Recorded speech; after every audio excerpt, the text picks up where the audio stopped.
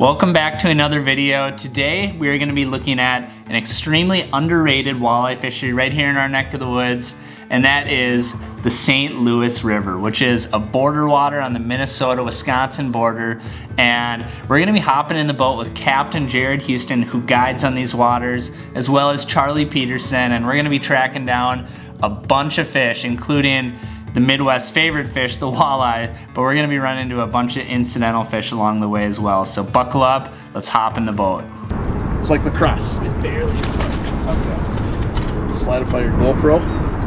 Yeah, buddy. There we go. So we got some fog this morning. Typical Duluth day.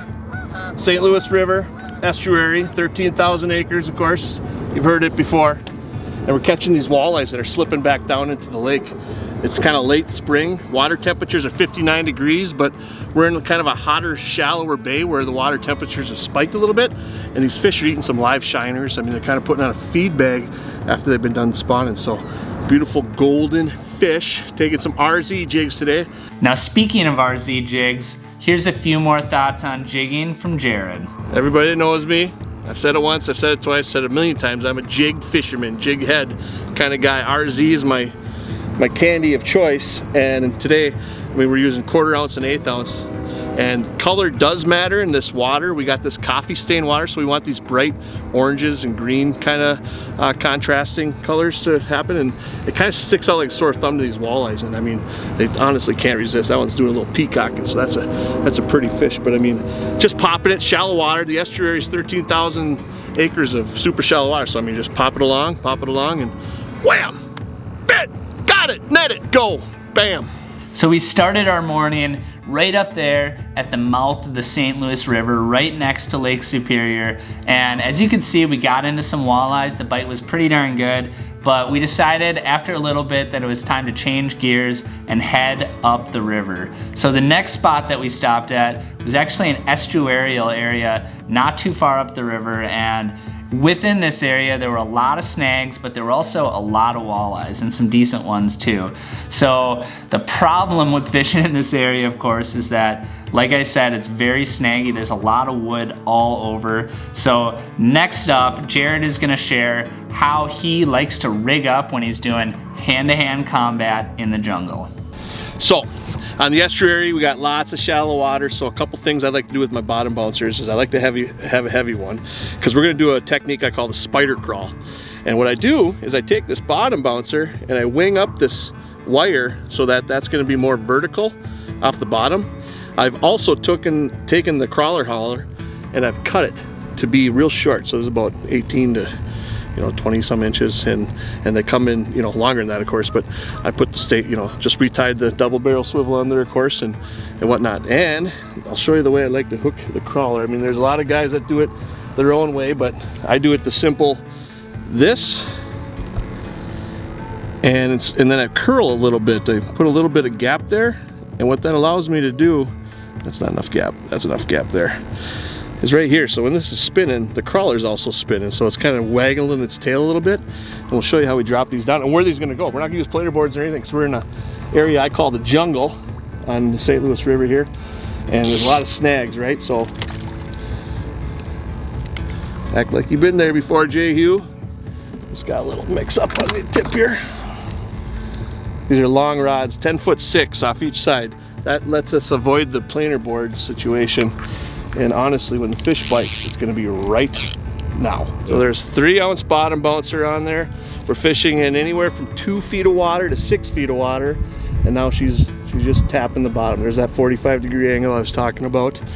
And we got the perfect wind. Just enough chop so it breaks up the surface, and not so much that we have to rely on the kicker motor. We can use the electric motor here for pretty much this morning and see what happens from there. But this is it. When a fish bites, it's going to be right there, 10 feet off the side of the boat. It's called I got a net out over there. It's called the spider crawl. We're going to have, as soon as these are all rigged up, it's going to look like a bunch of spider legs coming off the boat. Tick, tick, tick, tick, tick, tick, tick. And that's how we're going to catch some fish. Now this was obviously a pretty good area that Jarrid had us set up in, because once we got the blades out, we hooked up almost right away. Bulldogging me. Bulldogging me. Stay down there, buddy. Oh, God. That's a good one. Yeah. I think it's kind of wrapped around the hook or the line a little bit too. Got him? Hey, there's a good fish. There's straight out the boat. Cool. I love fishing so much. So we got this nice hammered gold crawler hauler that we're putting crawlers on, of course, and the transition of color through this dark, I mean, it's kind of muddy, darkish water, but when that light comes out of this overcast, it glitters. I mean, honestly, you can see that thing a mile away. I mean, it's got great color. Kind of matches the color of the walleye, right? And so they're just attracted to it naturally. You know what I mean? But yeah, another good one for the good guys, huh? So the good guys ended up getting into a pretty solid spinner rigging bite in the wood there. And to me, it was sort of interesting because, you know, when you think of spinner rigging, you're really not necessarily thinking of the springtime period. But the way this season has been playing out has been kind of interesting in that, you know, the fish are really a lot farther along than they would be at this time of year. So that just goes to show you, you don't necessarily need to be looking at your calendar, especially in spring when things are changing so quickly. It doesn't matter what the date is. Look at water temperatures, look at where the fish are, where the bait are, how the weed growth has progressed so far. Those would be better indicators of what kind of like seasonal patterns you might be using this time of year. So regardless, speaking of the topic of seasonality and things changing, Jarrid is going to now talk about how things change in the St. Louis River coming up these next couple weeks. Oh, right there, big one. That's a big fish. Is this another big one? Nice and easy. That's got some tail. Yep, it is a big one. There you go. There we go. Another nice fish on the spinner bait, Charlie. Nice job. We're doing a little bit of shallow water trolling into stumps. You know, what's really nice about the St. Louis River is the diversity.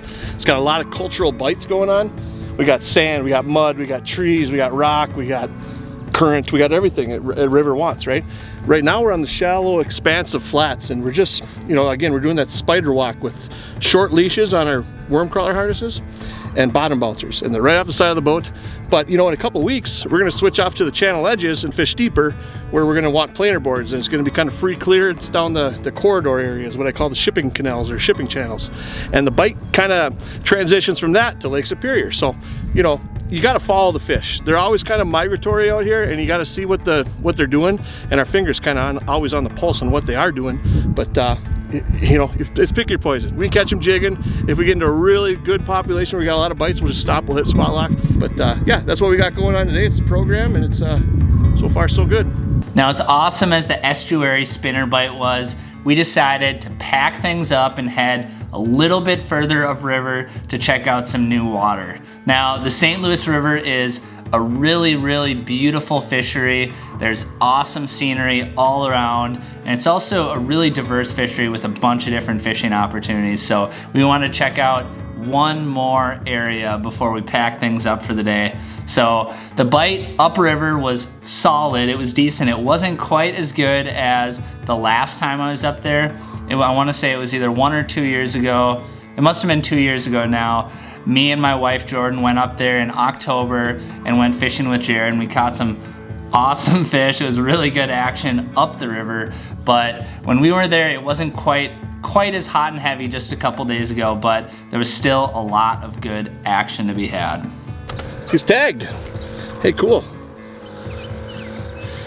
So what we got going on here is a tagged walleye. We'll boost that in there right there. You can see it says Wisconsin DNR, Superior, Wisconsin. It's got a number on there, which I'll take a snapshot with my phone and I'll report it. And they tagged 8,000 walleyes this spring. And this is one that's still up in its area. But clean that tag up, we'll let them go, of course. Another keeper. But pretty cool, huh? That's DNR management at its best, protecting our fisheries. Now, we've mostly just been showing you the walleye action so far to this point, but truth be told, the St. Louis River has a bunch of different fish in it, just like any river system would have. and we ran into a bunch of them. So up by the mouth of the river, we caught catfish, we caught really, really nice crappies, and throughout the entire system, we were catching a bunch of perch. And when we went up the river where we finished the day, we got into some nice smallmouth action as well. Hey! Yeah, boy. I'll give him a kiss like my Uncle Jimmy Houston.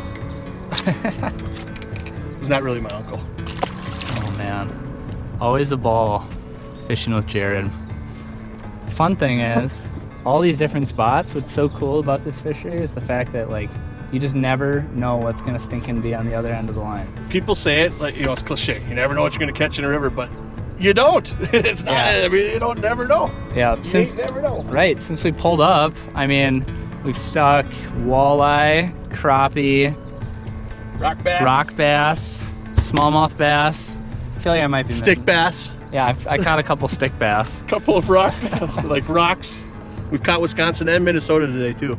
Actually, perch, have we gotten perch up here, or was that just down? We haven't got a perch up here. Okay, so we got perch down the river, but yeah, like it's always a blast. Oh, catfish, we got catfish to start the day. Meow. So we got some meow meows in the beginning, so fun multi-species action with Jarrid. You got it. Well, that's about all we got for this video. Hopefully you're able to pick up a few different tidbits that you might be able to use on your local fisheries, or maybe it got you interested in checking out the St. Louis River. It's a really cool fishery, really underrated, like I said before. So if you enjoyed this video, make sure to hit that little red subscribe button down below, because we have a lot more awesome multi-species action coming to you this summer. Stay tuned.